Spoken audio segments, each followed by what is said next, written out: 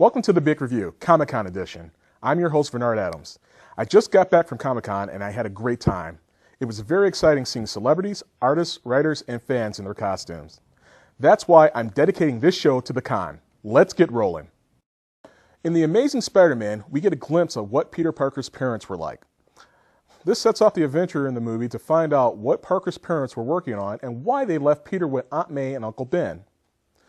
While searching for answers to why his parents abandoned him, he finds himself in Oscorp looking for Doc Kirk Connors in hopes of finding some closure.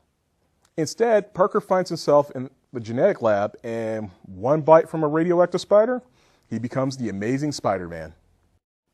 Okay, I was actually against seeing this movie like the rest of you, and you know who you are. Why should I pay good money to sit through his origins again? Count how many times you've seen Batman. Shouldn't Spider-Man get the same shake? So I went to see it and I enjoyed it. The movie has a great cast with Emma Stone, Martin Sheen, Dennis Leary, and Sally Field, not to mention C. Thomas Howell's supporting role. I barely recognized him.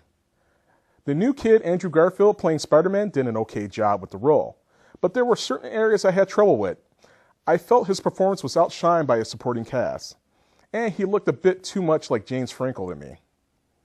But he won me over with the witty Spider-Man banter he normally has when battling his enemies. Now the villain is Kirk Connors, aka the Lizard. When Connor takes the serum to regenerate his arm, it comes with a few unusual side effects. This scaly bad guy is super strong, super smart, and can rip through almost anything. His alter ego wants mankind to become just like him. That's when Spider-Man feels it's his responsibility to stop him. And speaking of responsibility, was it so hard to put in with great power comes great responsibility?